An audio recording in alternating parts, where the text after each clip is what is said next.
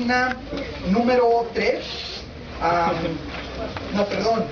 en su página número 2 tienen la realidad de la batalla espiritual, y el punto 2 que tienen ahí, A2, habla de los enemigos espirituales. El primero que vimos en su página 2 es la carne. En la página 3 vimos el mundo, que es la letra B, y estamos en la letra C de la página 4, que es el diablo. ¿Ya se ubican ahí en qué punto estamos?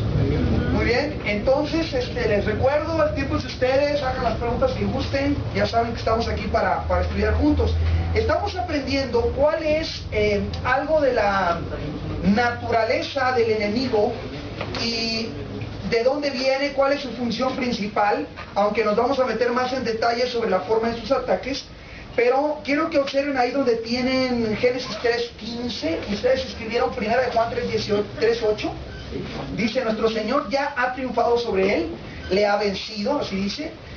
Nota que las obras del diablo ya están deshechas por nuestro Salvador, según dice Hebreos 2:14, que él vino para deshacer las obras del diablo, así específicamente. Entonces mire, la obra de Cristo es tan amplia, es tan eficiente y eficaz, que todo lo que el enemigo ha destruido, el Señor Jesucristo tiene el poder de restaurarlo, tiene el poder de traerlo a la condición en que el Señor lo creó. Entonces es el tipo de salvación y salvador que tenemos, ¿no? Dice abajo, Colosenses 2:13-15, creamos lo que Dios ya ha hecho por nosotros en Cristo. Las potestades de Satanás han sido despojadas de su poder por la muerte de nuestro Señor Jesucristo. Y la pregunta ahí viene: ¿a quién crees tú que se le ha dado esa autoridad? Explicamos ahí que se nos dio a nosotros como hijos de Dios. La autoridad de Cristo es tu autoridad porque tú estás en Él.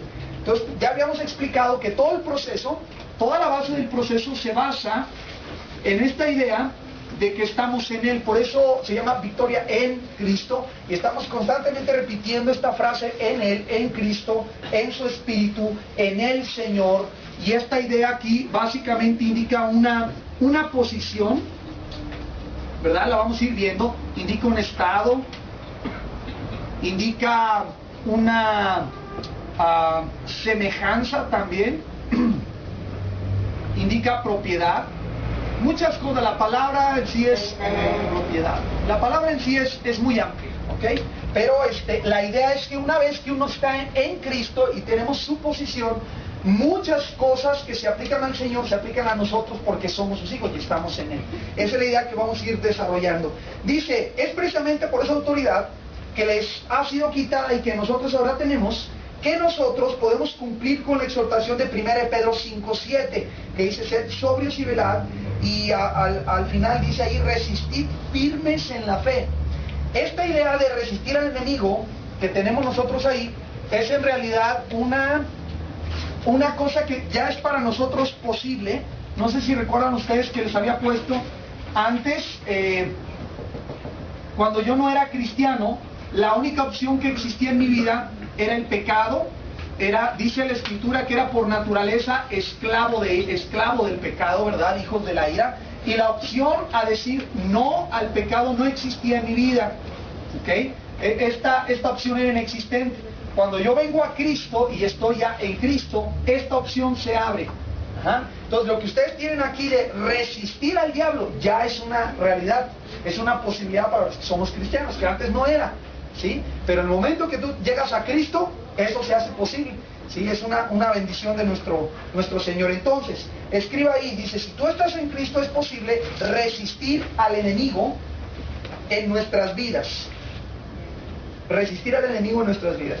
Has dejado de ser esclavo del diablo para venir a ser hijo de Dios. Igual, si hacemos una comparación de estas cosas, aquí tendríamos que poner esclavo, aquí llegamos a ser hijos, ¿verdad? Y hay una diferencia muy clara entre ser hijos o ser esclavos, aunque sabemos que los dos vivían en las casas en aquellos tiempos bíblicos, ¿verdad?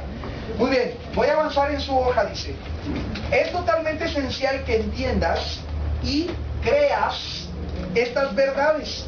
Hay una guerra declarada entre los ejércitos de Dios y el ejército del diablo. En esa guerra hay 3 enemigos principales que intentarán evitar que tú llegues a vivir. Escriba eso en la línea. Si a alguien le falta pluma, yo aquí traigo, llegues a vivir como la persona que Dios ya te ha hecho en Cristo.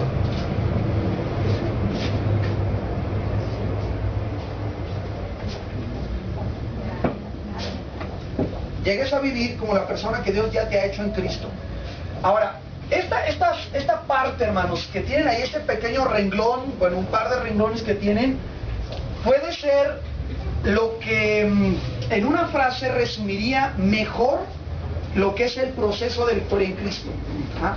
En una frase. El proceso de victoria en Cristo es enseñarte a vivir a ti de acuerdo a las verdades de lo que Dios ya ha hecho en Cristo.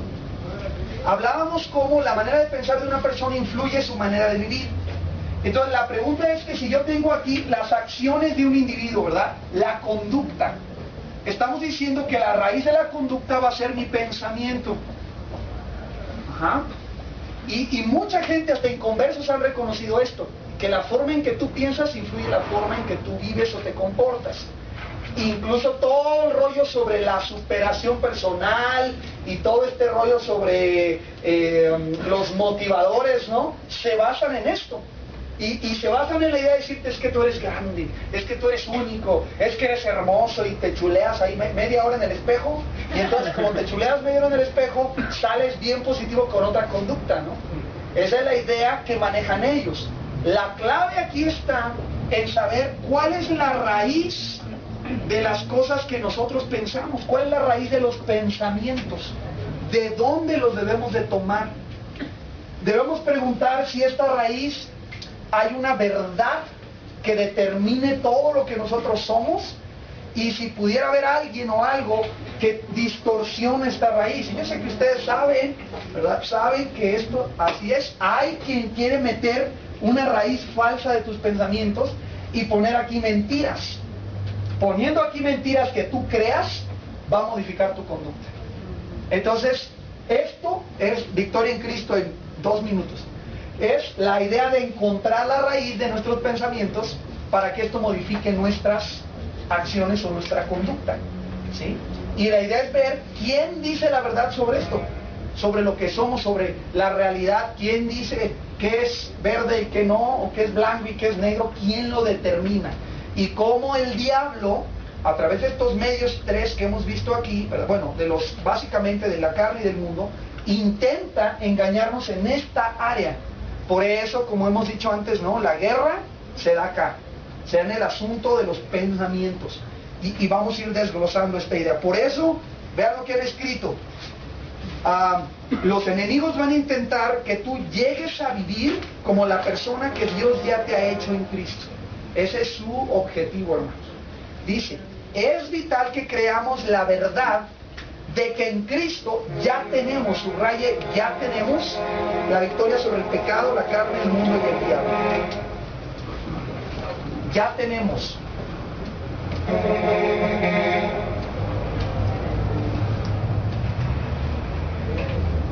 A lo mejor usted va a participar en una rifa, en algún premio, algo, y entrega su boleto y después le hablan por teléfono o algo así, ¿verdad? Y le dicen, ¿sabe qué, señor? Usted se ha ganado ese premio, es suyo, todo lo que tiene que hacer es venir a recogerlo. En esta ilustración tenemos a muchos cristianos que ya se sacaron el premio pero no lo han recogido, porque están engañados de que no se sacaron nada. Y entonces ya lo tienen, ya es suyo, pero no se han apropiado de eso, y no es parte de su vida. No afecta a su vida, es una verdad, ya es un hecho, ya es algo que sucedió, está confirmado, sellado, pagado, todo, pero no lo han recogido, no se han apropiado de ello. Entonces no tiene efectos en su vida. Ese es el detalle que mucha gente tiene. Dice abajo tu hoja, solo tenemos que tomar esa victoria que Cristo ya nos dio. Subraye tomar, ¿verdad? Tomar esa victoria que Cristo ya nos dio. Dice, ese es el objetivo de este proceso, que aprendamos a vivir de acuerdo a las verdades de lo que ya ha hecho Cristo por nosotros. Entonces se aprende, hermano, no naces sabiendo eso, ni naces aprendiendo o sabiendo cómo aplicar las verdades a tu vida. Necesitamos aprender nosotros a que sea una realidad en todo lo que hacemos, cómo vivimos, todo esto. Dice abajo, hermano, puesto que nuestro principal enemigo es Satanás, es importante que tengamos la mayor cantidad de información sobre él. Por eso les decía que este curso atrae a mucha gente a veces, porque ahí hablan del diablo y de los demonios. Sí se habla, pero no es el tema, ¿verdad? El tema es victoria en Cristo, y el diablo se atraviesa, pues lo hacemos a un lado. Y como enemigo hay que conocerlo, pero no es un curso de satanismo, ¿no? ¿Verdad? Esta información viene únicamente de las Escrituras. Las Escrituras. Eso que estás escribiendo es sumamente importante. Dice allí, así que pondremos nuestro enfoque en las estrategias que Satanás y sus demonios usan para tendernos lazo. Mire, estamos enfatizando esto precisamente porque seguimos encontrando todavía, y esto es en un sentido normal, personas que para las cuestiones del diablo, de los demonios, de los espíritus, de la muerte y ese tipo de cosas, obtienen su información de lugares equivocados. Y es gente que puede saber mucho y decirte muchas cosas, que le contó la tía, y que tenía una señora, y que la nahuala, y que no sé qué, la abuelita le contó, y tienen información, o sea, sí tienen información, pero el problema es que muchas veces la información viene de los peores lugares, ¿verdad? Igual se da en muchas áreas. ¿Cómo educar a los hijos? La gente sabe, pero sabe de lugares que no son la Biblia. Sexualidad, saben mucho, pero de lugares que no son Escritura. Entonces el problema no es la información, sino de dónde viene. Lo que nos vamos a proponer aquí es estudiar nuestra Biblia para sacar la información pertinente a esas cosas, a todo lo que tiene que ver con eso, y ver cómo a nosotros nos ayuda, nos afecta, nos influye en nuestro estilo de vida, que es lo que nos importa, ¿verdad? Nuestros pensamientos para modificar nuestro estilo de vida. Entonces ya usted tiene una idea de qué se trata este rollo, ¿verdad? ¿Para qué estamos aquí? Y necesitamos venir, repetimos, a la Escritura a ver estas cosas. Entonces, antes de irnos a página 5, ¿alguien tiene una pregunta? Hasta aquí. Sí, hermano. ¿Satanás puede leer tus pensamientos? Hay indicaciones de que no lo puede hacer. No lo puede hacer. Solo Dios es omnisciente. Y lo vamos a ver quizás más adelante en detallito, pero hay quien ha sugerido que, y esto no lo puedo yo enseñar como una cuestión para basar tu vida, ¿sí?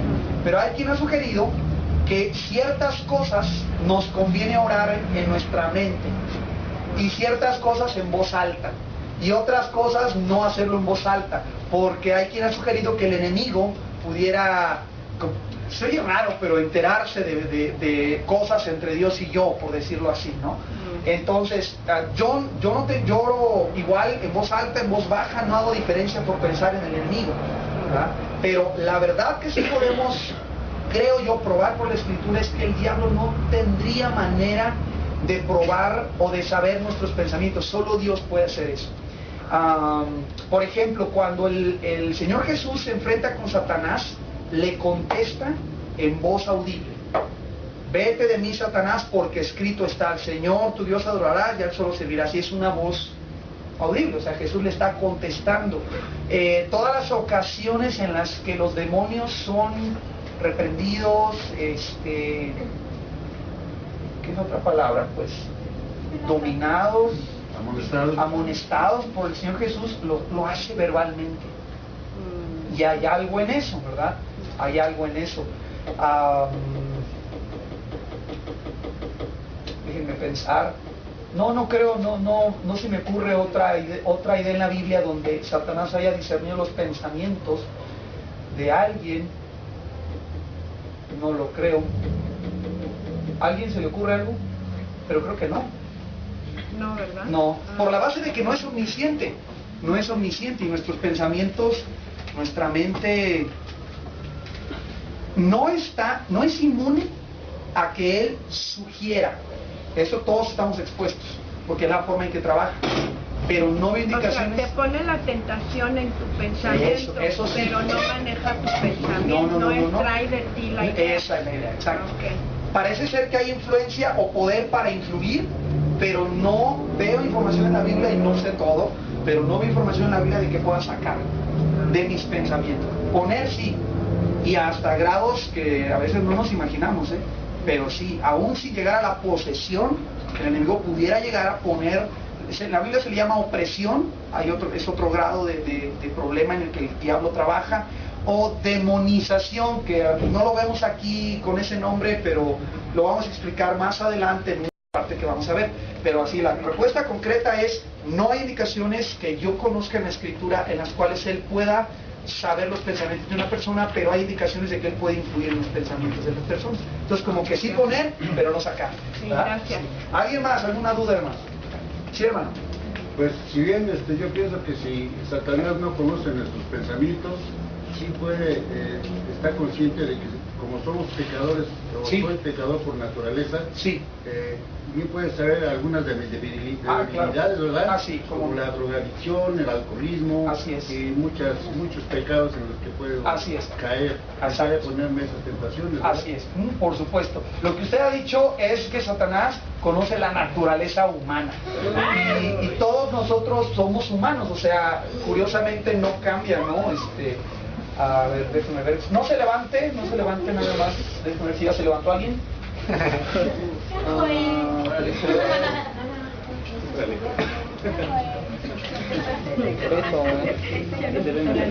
Bueno, qué pegados. Que no le han pagado a Juan, yo creo por eso está en huelga.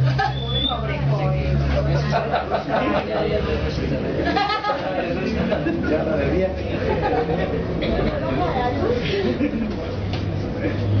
Ahorita la pongo. Pues aproveche y vaya por un café, nomás no se vaya a caer. ¿Vamos a un café?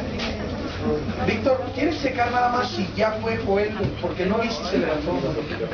Hermano, por favor, con confianza y con cuidado, puede pararse por un café si les gusta. Pensamientos, pero conoce al ser humano desde que fuimos creados y fue el agente de tentación.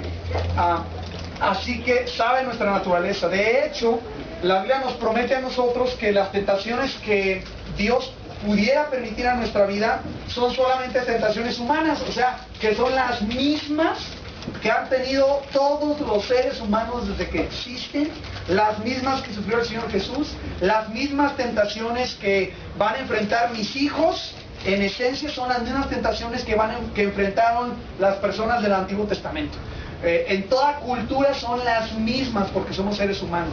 Entonces lo que el enemigo sí sabe es eso, sabe nuestra naturaleza, y lo único que ha hecho él es disfrazar las mismas tentaciones de acuerdo a la moda, de acuerdo a la ocasión, de acuerdo al tiempo, de acuerdo a la cultura, pero en esencia son las mismas tentaciones. Él conoce nuestras debilidades y obviamente trabaja para explotarlas, ¿no? Es un cobarde, él no nos va a tratar en el área fuerte, pues, o sea, él se va a ir sobre el área difícil para buscar causarnos problemas, ¿no?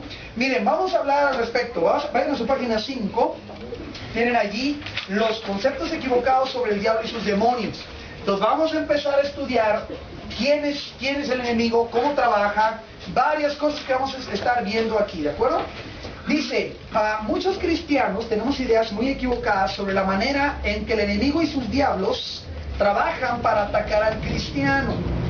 Compararemos algunos conceptos populares con la palabra de Dios. Entonces vamos a agarrar ideas que algunas personas tienen y vamos a ver si son sólidas de acuerdo a la Biblia. La primera, los demonios solo estaban activos durante el ministerio terrenal de Cristo. Esta es una idea propuesta por algunas personas que básicamente quieren dar una explicación racional a todas las cosas que nosotros vemos aquí, y entonces ignoran voluntariamente la actividad espiritual en este tiempo.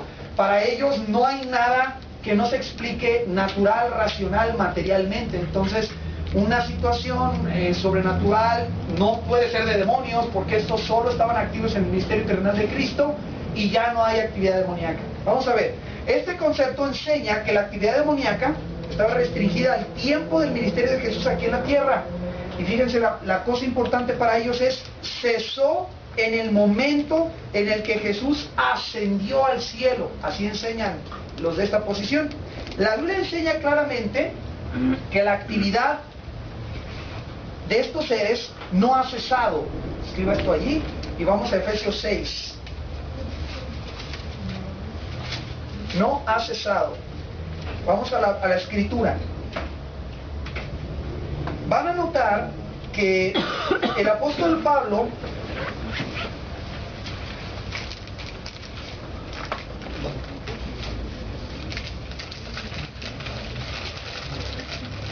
cuando escribe esta carta se cree de hecho que la escribió desde una cárcel, y algunos ubican esta carta por ahí del año 68, hay gente que da diferentes fechas.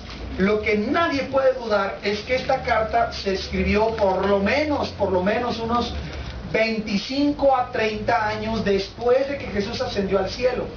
Y es una carta inspirada por Dios, es palabra de Dios, podemos fundamentar nuestra doctrina en lo que Pablo escribe. Y él escribe en el verso 12, porque no tenemos, si se fijan es tiempo presente, no dice teníamos, ¿verdad? Porque no tenemos lucha contra sangre y carne, sino contra principados, contra potestades, contra los gobernadores de las tinieblas de este siglo, contra huestes espirituales de maldad en las regiones celestes. Por tanto hay que tomar el escudo, hay que tomar la armadura de Dios, ¿no? Entonces, lo que Pablo está explicándonos allí es que hay una lucha en este momento contra cuestiones de potestades espirituales. Añadan, según a los Corintios 10, 3 al 5,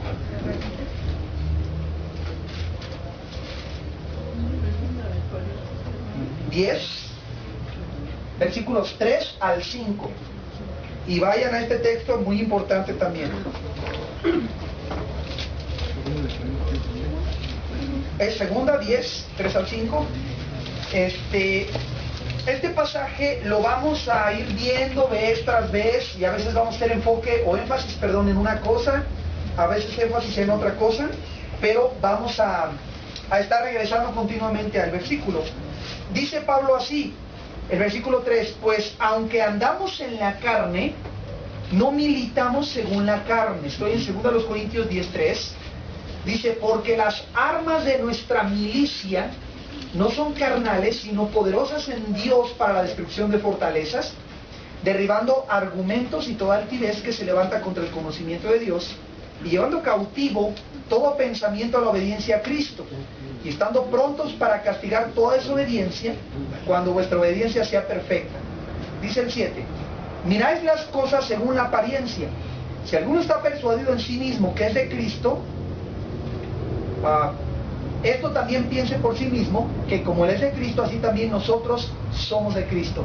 Y empieza a hablar acerca de la autoridad después.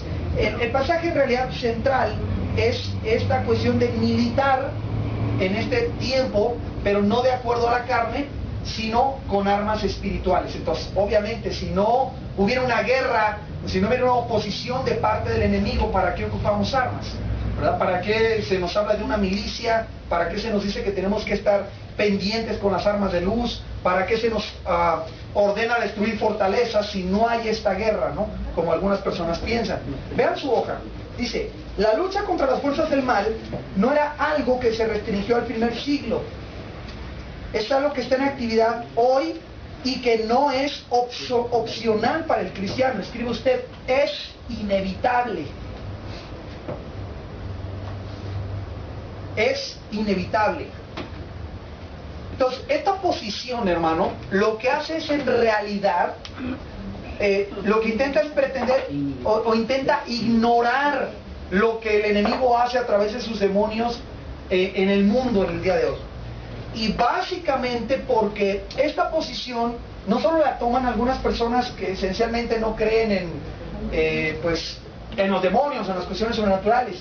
Hay cristianos muy sinceros que de hecho creen la Biblia, que como creen ellos que todas las cuestiones sobrenaturales se limitaron al ministerio de Cristo y ya no hay nada de cuestiones sobrenaturales, meten ahí el asunto de los demonios. Entonces hay creyentes sinceros, no solo ateos que no creen esto, hay creyentes que si tú les dices que fuiste a algún lugar a orar y liberaron a una persona para poderla ministrar, ¿verdad? Te va a ver feo, o sea, te va a ver feo, te va a decir, estabas engañado, la persona hizo mucho ejercicio, ¿verdad? Estaba muy fuerte, ¿verdad? O andaba ronco y por eso habló con una voz así como que horrible, ¿no? Y te va a dar explicaciones porque para esa persona simplemente no se concibe que los demonios estén en actividad como lo estaban antes. Por eso es interesante entender la posición, ¿ok? Vas a encontrar gente que piensa que los demonios ya no siguen operando. Dice enseguida, ellos están atacando, hablando de los demonios, y tú escribes, aunque nosotros los ignoremos. Escribe eso, por favor. Aunque nosotros los ignoremos. O sea, creas o no creas, ellos están atacando. No importa, o sea, alguien ha dicho, una de las mejores mentiras, mejores pues para sus propósitos, ¿no? Mentiras de Satanás es engañar al mundo con la idea de que no existe. Esa ha sido una de sus principales estrategias, ¿verdad? Tratar de engañar a la gente haciéndoles pensar que no existe. Bueno, dice ahí tu hoja, si los poderes espirituales oscuros no estuvieran atacando, ¿por qué nos advertiría Pablo de su existencia y nos insistiría en armarnos en contra de ellos?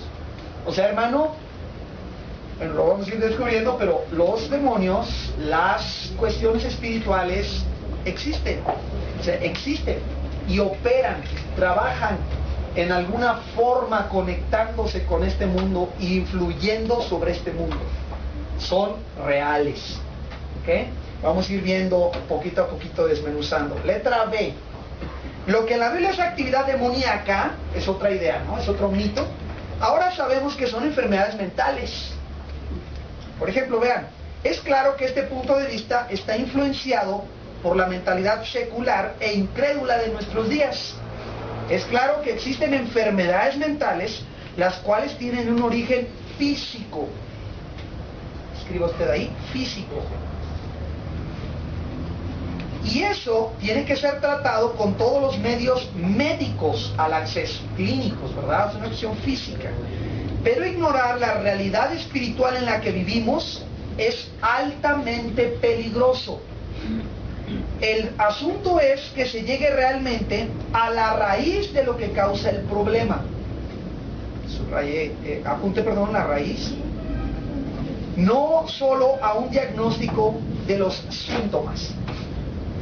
Todavía recuerdo, yo no era creyente, era un adolescente y estaba leyendo un periódico del estado de California y ahí habían hecho un reportaje, creo que algunos de ustedes les había platicado este reportaje. Todavía me acuerdo de haber tomado ese periódico y haber leído todo el artículo. Eran unas 5 o 6 páginas de un periódico muy interesante sobre el trastorno de personalidad múltiple. Estas personas que están, por ejemplo, en este momento se llaman Paco, ¿no? Y es un herrero. Y así, por alguna razón, cambia su personalidad y es Minerva, una niña. Y su comportamiento así, en todos los sentidos, es el de una niña. Y entonces relataban en este reportaje bien interesante cómo ha habido casos estudiados de personas que tienen, por ejemplo, 25 personalidades múltiples, algunos hasta 50 personalidades múltiples, identificadas clínicamente por un psicólogo con temores específicos, características específicas. Y casos muy curiosos de que, por ejemplo, Paco, ¿no? Paco sabe manejar, pero Minerva no. Y entonces cuando va manejando Paco, sale Minerva y no sabe manejar y estrella el vehículo. Y hay un accidente horrible porque no sabe manejar. Desde ese tipo de casos hasta que fueron los que a mí hacían que, ¿verdad?, se me ensinara el cuero, ahí venía la explicación cómo tienen un caso clínico registrado de una persona que estando en una cama de hospital cambiaba su personalidad y cambiaba su presión arterial, cambiaba su ritmo cardíaco, cambiaba incluso, lo decían ahí en el periódico, el color de sus ojos. Ahora, cuando yo oigo esas cosas, yo digo, ok, seguro que puede ser que haya alguna persona que tenga algún tipo de raíz física para el asunto. Pero hay algunas de esas cosas que no hay una explicación clínica, física para eso. Y que uno que puede entender y saber cuándo hay una razón para eso, aunque uno no sea médico, también entiende la realidad espiritual y se puede uno dar cuenta, ¿no?, de que no todo es impulsos eléctricos y reacciones químicas. Hay mucho más que eso, ¿no? Situaciones de personas, ¿verdad?, que tienen a lo mejor la fuerza para dominar a 6 hombres que pesan el doble que esa persona, cambios de voz, acceso a conocimiento que no tendrían, acceso a lenguajes que nunca en su vida habían hablado y que ahora los están hablando con fluidez. O sea, esos son tipo de cosas que hasta este momento, ¿verdad? No existe una explicación científica. Entonces, las personas que quieren buscar para toda una explicación científica son personas que normalmente se llama o se dice que viven en un universo cerrado. Un universo cerrado es aquel tipo de creencia en la que no existe, no hay terreno para nada que no tenga una explicación perfectamente natural. Solo que para ellos su dicho es, no lo conocemos. Entonces, ¿a qué nos referimos con esto? Observen el ejemplo que tenemos ahí, miren. Mateo 17:14. No sé si algunos de ustedes han tenido familiares o alguna persona, o quizás hasta ustedes mismos, que hayan padecido epilepsia y hayan visto una forma de ataque de epilepsia, porque hay varias en las que se manifiestan. También recuerdo en la preparatoria estábamos jugando voleibol y de repente una persona que estaba a un lado de la cancha ahí, cayó con un ataque de epilepsia. Bueno, observen lo que pasa en Mateo 7, versículo 17. Sí, discúlpenme, 17, gracias. 17. Tenemos la transfiguración del Señor y en el capítulo 14 dice tu texto, Jesús era un muchacho lunático. Ahora, tienes que entender que los encabezados, esos no los escribió Mateo, ¿verdad? Esos se añadieron después cuando se dividió la Biblia en versículos y en capítulos para hacer fácil la lectura, pero noten cómo lo describen en el texto, versículo 14, cuando llegaron al gentío, vino a él un hombre que se arrodilló delante de él diciendo, estoy leyendo 17:14, verso 15, Señor, ten misericordia de mi hijo que es lunático y padece muchísimo. Ahora, ¿quién lo diagnosticó? Según el versículo, el papá. O sea, para el papá es él el que está diciendo que es lunático. Entonces, cuando tú le haces, es que dice la Biblia que era... Sí, dice la Biblia, está escrito, pero ¿quién lo está diciendo? El padre, ¿no? Ok. Ahora, ¿por qué es lunático? Dice que padece muchísimo, porque muchas veces cae en el fuego y muchas en el agua. Y lo he traído a tus discípulos, pero no le han podido sanar. Respondiendo Jesús dijo, oh generación incrédula y perversa, ¿hasta cuándo de estar con vosotros? ¿Hasta cuándo os he de soportar? Traédmelo acá. Y reprendió Jesús al demonio, el cual salió del muchacho, y éste quedó sano, dice ahí, desde aquella hora. Entonces, estás viendo un ejemplo en el que los hombres diagnostican una cosa y en realidad es otra. ¿Sí? El hombre dijo, está lunático, está loco. Está loco, es lunático. Unas veces se echa en el fuego y otras en el agua. Es decir, no había control. Parecía alguna indicación de que este chico tenía intentos de suicidio, ¿no? De lanzarse a sí mismo en situaciones que le hacían daño. Dice ahí, padece muchísimo. Eso es lo que dice ahí el hombre, ¿no? Pero lo que quiero que notes es cómo tenemos personas que brincan a dar un diagnóstico, a lo mejor sin saber lo que es, no identifican la raíz de lo que hay detrás. A veces cuando estamos estudiando estas cosas, la gente pregunta, hermano, entonces ¿qué onda con la gente que está en los hospitales psiquiátricos? No sé si tú has ido a un hospital psiquiátrico, pero es un lugar pues muy triste para empezar, ¿no? Un poquito complicado. Pero, hermano, es posible, solamente por cómo llegan al diagnóstico, ¿verdad? Y aquí hablamos de una raíz. ¿Cómo llegan al diagnóstico? Podemos decir, así, sin temor a equivocarnos, que es muy posible que mucha de la gente que está ahí no tenga un problema mental, sino un problema espiritual. ¿Quién es? Todos no sé, ¿verdad? No sé, pero es muy posible. ¿Por qué? Porque para muchos de los problemas que esas personas tienen, las personas que los diagnostican, que son los médicos, la gran mayoría no tienen una perspectiva espiritual de la persona. Para la gran mayoría de esos médicos, sus problemas son desbalances químicos, impulsos eléctricos, ¿verdad? Y otro tipo de cosas que tienen solamente un origen físico. Entonces, aunque nosotros no debemos jamás ignorar el origen físico de un problema, tampoco ignoramos la parte espiritual que otras personas ignoran.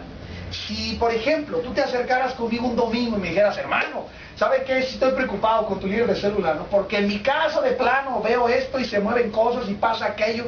Tenemos algo que se llama un inventario o un cuestionario de realidades o de la situación espiritual de una persona, para tratar de ver cómo un médico hace una evaluación para ver cuál puede ser el problema. Nosotros tenemos maneras de saber si la raíz pudiera ser espiritual. Pero una de las primeras cosas que preguntamos es si tú has sido diagnosticado con alguna enfermedad. No brincamos inmediatamente a decir, sí, es un espíritu de la acidez estomacal, ¿verdad? O sea, puede ser que sea un problema médico y una pastilla que arregle el problema. ¿Sí me estoy explicando? Otros hermanos, lo primero que hacen es a cualquier problema que haya, si es un moquillo ahí, reprenden el demonio del moco verde, ¿no? Y reprenden, de verdad, hermanos, en serio se lo digo, todo es espiritual. El otro extremo es quien dice que todo es físico, material, orgánico. No hay ninguna cuestión espiritual, ¿verdad? Entonces estamos viendo un ejemplo en su Biblia de una persona que fue diagnosticada como lunático y mi Biblia dice que era un demonio. Ahora, aquí está el asunto donde vamos a empezar, ¿sale? ¿A quién le crees? Este caso ahí que está, ¿ok? Hoy en día viene a la Biblia la gente, en Mateo 17 dice, era lunático, hermano. En realidad era lunático. Es Mateo y es Jesús el que dice que era un demonio. Pero ¿cómo sabemos realmente? A lo mejor sí, Jesús lo sanó, claro, y tuvo poder, pero no era un demonio. El muchacho realmente estaba enfermo. Entonces, si mi Biblia dice en el versículo número 18, ahí lo leo, y reprendió Jesús al demonio, el cual salió del muchacho y quedó sano desde aquella hora. La cosa es, ¿a quién le vamos a creer? A Jesús. Bueno, esa es una decisión individual. Porque esa es la respuesta de examen, ¿no? ¿A quién le vamos a creer? Jesús. Los niños lo van a contestar. Pero es una cosa distinta cuando yo ando en la vida y veo una situación así, ¿verdad? Aquí nos ha tocado ver personas que están enfermas, hermano, y ellos mismos te dicen, hermano, he ido a todos los médicos que me alcanza el dinero para pagar, desde el de similares hasta el del hospital, no sé qué, ¿verdad? Todos no me hallan, y no me hallan, y no me hallan. Y hermano, a veces hemos orado y el Señor ha sanado a la persona, a veces hemos orado y el Señor no ha sanado a la persona. A veces ha habido raíces espirituales de demonios causando problemas físicos como este que yo estoy aquí. Problemas físicos. Demonios, ¿ok? Causan, es la raíz del problema en esas personas. Y hemos orado y el Señor, hermano, ha hecho la obra porque el demonio que estaba causando el problema es sacado. Y entonces al sacar el demonio el problema físico desaparece. Pero no decimos que toda enfermedad, 100% de las enfermedades, son problemas de demonios, no todas, ¿okay? Hay enfermedades físicas que son producto del pecado porque somos seres caídos y tenemos un cuerpo que es deterioro, así de sencillo, ¿okay? Hay bacterias, hay virus, ya sabemos eso, y hay otro tipo de problemas. Entonces, lo que no tenemos que hacer aquí en este punto, ¿verdad?, es pensar que todo se arregla con un Alka-Seltzer, ¿verdad? Está ahí, ¿verdad? Y se le voltea la cabeza y camina por la pared y tú le das un Alka-Seltzer, ¿no? Ni pensar, ¿verdad?, que todo es asunto de demonios, ¿verdad? Se fue la luz hace rato. Uy, no, pues hay un problema, una pastilla ahí atrás, se arregla, ¿no? Vea por favor su hoja. Dice Mateo 17, ahí adelante, no debemos caer en los extremos de cumplir un ministerio de liberación espiritual que pasa por alto las realidades comprobadas de la esfera física o de un ministerio psicoterapéutico que haga a un lado las realidades espirituales. O sea, ni nos vamos a cargar sobre la onda de la pastilla, solo la pastilla, ni sobre el asunto de que todos son demonios, ¿no? Porque vemos un ejemplo en la Biblia de cómo los hombres piensan una cosa y hay una realidad espiritual detrás de eso. Todos dicen, está lunático, no sabemos qué hay detrás, ¿no? Y después de ver estas cosas, usted va a ver, hermano, ve a una persona en la calle, de estos hombres, mujeres que andan caminando, hablando solos, diciendo maldiciones, ¿los ha oído? Y uno no los ve igual. A lo mejor no te bajas ahí a administrarlo, ¿verdad? Pero los ves diferente. O sea, ya no es, ay, el loco, ¿verdad? Y córrele, el loco. ¿Quién dijo? O sea, su comportamiento, pues sí, evidentemente, quizás no sea lo más normal para nosotros, pero la clave hay que llegar es, ¿cuál es la raíz? Entonces yo me pregunto, y no sé si tú lo has hecho, ¿cuántas de las personas que están diagnosticadas e internadas, verdad, están con problemas espirituales? Y hablamos de esto con los líderes. Imagínate tú una persona que tiene un problema espiritual y los médicos las llenan de medicamentos encima de ese problema. Curioso, los medicamentos, muchos de ellos, no todos, muchos de ellos, yo no soy doctor, pero muchos de ellos están destinados a los síntomas, no a la causa. Entonces, tú tienes una persona que a lo mejor tiene un problema espiritual y lo manifiesta con agresividad y le das pastillas para que se relaje. ¡Wow! O sea, imagínate. El problema sigue ahí, pero esa pastilla lo pone en realidad peor, en peores condiciones de poder enfrentar esa situación, ¿no? Entonces, hermano, al grano aquí, si tú te encuentras alguna ocasión, una situación por ahí media rara, haz preguntas. ¿Está tomando medicamento la persona? Y no digas tú ahí, no, que se lo deje tomar, o sea, pregunta. ¿Tiene epilepsia? ¿Ha sufrido epilepsia? ¿Tiene esquizofrenia? ¿En algún diagnóstico específico de un médico y le faltó pastillas, sufría esto? O sea, no tenemos que llegar a la brava, ¿no? Porque podemos causar problemas, ¿verdad? ¿Alguien iba a preguntar? Sí. Bueno, yo nada más quiero comentar que, sí. Bueno, yo creo que yo se lo platiqué alguna vez contigo de una vecina que yo tenía, incluso que venía aquí a la... Okay. Que se leyó la Biblia, creo que no salió de su casa durante 2 o 3 días, y en ese todo el tiempo se la pasaba leyendo la Biblia. Okay. Y luego empezó a leer el Feng Shui y no sé qué tantas cosas, el chiste que ella incendió su casa y estaban sus niños con ella, o sea, a mí eso me impresionó muchísimo. Y ella iba a la célula allá en Chalco y ella decía que pues ella quería descubrir porque ella era una misionera y bueno, muchas cosas que yo decía, oye, la torre, sí, raro, muy raro. Ya. Pero ahora que tú comentas todo esto, bueno, pues sí, o sea, todo eso estaba muy mal, muy mal. Claro. ¿Y no saben si diagnosticaron alguna vez a esa persona? ¿Tenía esquizofrenia? Sí, okay. Esquizofrenia, y lo que ahorita nos comentas, sí le dieron muchas pastillas todo el tiempo para dormir, ella siempre estaba bien dopada. Ya, okay. Sí, son situaciones bastante delicadas porque aún ya en casos más específicos, dependiendo de cómo podemos tener acceso a la persona, hay puntos, y no lo vamos a desarrollar aquí, pero hay puntos donde hasta el diagnóstico es bueno cuestionar. Hasta ese diagnóstico. ¿En base a qué se determinó dicha cosa? Nosotros tratamos, de hecho, recuerdan ustedes cuando se convirtieron con su familia a una persona que vivía en Tlatelolco con problemas similares, ¿verdad? Con medicamentos, mucho medicamento. Curiosamente la persona la conocimos en situaciones donde estaba medicada y luego cuando no estaba medicada y no había mucha diferencia. O sea, el medicamento parecía agravar ciertas cosas y quizás controlar otras, ¿no? Pero eso creo ya es mucho más específico cuando usted tenga que tratar esas cosas, ¿verdad? Y ahí sí ocupamos ayuda a veces de gente profesional, ¿verdad? En algunas áreas. Sí, hermano. Hasta una pregunta. Sí.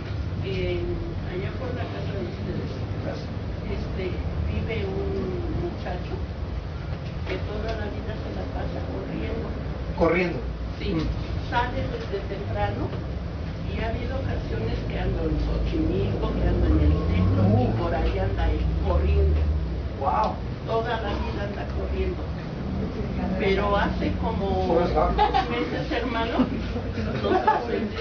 me sorprendió demasiado, mucho así, que ese muchacho, pues a mí me da miedo cuando por la casa pasa corriendo. Y a la vez siento feo, ¿no? De verlo. Y le decía a mi esposo, a mis hijos, pobrecito muchacho, ¿qué tendrá? ¿Qué le pasará? Pero no hay manera de pararlo para poder hablar con él porque anda así, ¿sí? Entonces, lo que me sorprendió, hermanos, fue que hace como 2 meses estábamos yendo a un curso y de pronto volteo y lo veo sentado ahí en la iglesia, en esa iglesia, lo veo sentado y mueve mucho su cabeza, así su cuerpo, como diciendo sí, no, algo así. Pero estaba sentado, hermano, ahí en la iglesia. Ya no supe más de él porque nosotros nos salimos. Y se quedó ese muchacho ahí y no he preguntado si sigue frecuentando ahí la iglesia, pero es la única vez que lo requiero. Pero dentro de la iglesia, hermano, ¿qué vendrá a ser ahora sí? Sí, quién sabe. Por eso le comento, cuando tenemos un caso en las manos, no llegamos así nomás, o sea, hemos aprendido, y no sabemos mucho, o sea, somos ignorantes en detalle sobre esas cosas, ¿no? Pero lo primero que hacemos es una investigación sobre la persona. Se le da un cuestionario a la persona que contesta bastante amplio, desde cuestiones familiares, de herencia, de los abuelos, de enfermedades de los abuelos, o si los abuelos practicaron alguna cosa rara, precisamente por los principios que aprendemos acá. Anda como ido, hermano, no se ve normal. Sí, me imagino. Y curioso que hay casos así en el que la manifestación de ese problema es mucha actividad, pero hay otros que el problema está allí, de hecho el punto lo vemos adelante, y la persona es tranquilísima, pero hay un problema.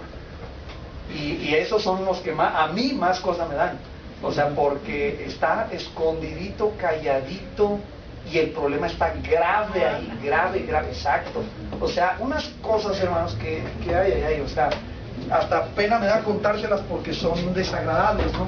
Pero cuando hay un problema espiritual, no siempre la manifestación va a ser como en este caso, o este caso, ¿verdad? Incendiar una casa o correr todo el tiempo. De hecho, el punto lo tenemos más adelante, ahorita vamos a comentar más sobre ese. Vean la letra C, por ejemplo. Lo mismo, la primera es que no están activos, la segunda es que lo que antes era, ¿verdad?, o se considera una actividad demoníaca, sabemos que son enfermedades mentales, bueno, es un asunto de a quién le vamos a creer. Vean su letra C. Los cristianos, dice ahí el punto, no están sujetos a la actividad demoníaca. Y este es uno de los que más causa, pues ¿qué será?, diferencias entre algunos creyentes. Dice, Satanás no tiene la capacidad de llegar a tocar a la iglesia o a los creyentes, porque se nos instruye fervientemente a ponernos la armadura de Dios, a estar velando, a ser sobrios y a estar firmes y alertas. Observen 1 Pedro 5, que de nuevo es un texto que hemos visto muchas veces. Algunas de estas cosas también tengo que comentarles, las vemos un poquito más detalladas en nivel 3 de discipulado, donde estudiamos consejería bíblica. Ahí vemos más detalles sobre estos asuntos, ¿verdad? Discúlpenos que no podamos entrar en tanto detalle ahora. 1 Pedro 5, 8, ustedes se lo saben seguro, dice, sed sobrios y velad, porque vuestro adversario el diablo, como león rugiente, anda alrededor buscando a quien devorar. Ahora, eso obviamente no es para los inconversos. No le va a decir Pedro a un inconverso, sed sobrio y velad, que el inconverso está muerto espiritualmente, ¿verdad? Vuestro adversario el diablo, como león rugiente, alrededor buscando a quien devorar, al cual resistid firmes en la fe. Eso no se le puede decir a un incrédulo. Dice allí, sabiendo que los mismos padecimientos se van cumpliendo en vuestros hermanos de todo el mundo, son creyentes. Entonces es una exhortación dirigida a creyentes. El texto de Efesios 6:12, que vimos hace un rato, es lo mismo. No tenemos lucha contra carne y sangre, sino contra principados, potestades, gobernadores de las tinieblas. Es un texto dirigido a creyentes, ¿verdad? Entonces, vea su hoja. ¿Por qué Dios nos alerta en su palabra a ni deis lugar al diablo? Eso está en Efesios 4, si no es posible que como creyentes hagamos eso. Y tiene usted allí Juan 10, 27 al 30, que creo que debemos revisar.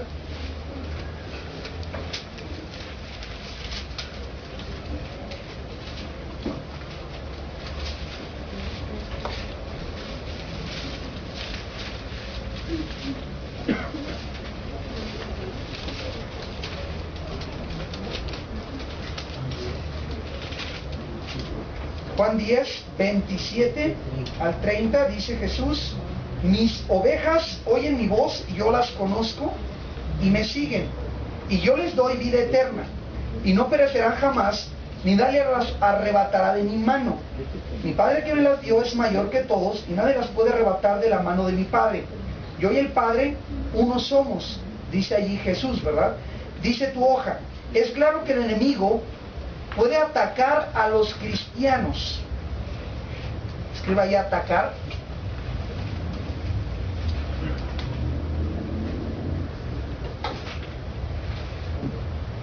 Aunque eso no significa que él pueda afectar nuestra posición en Cristo.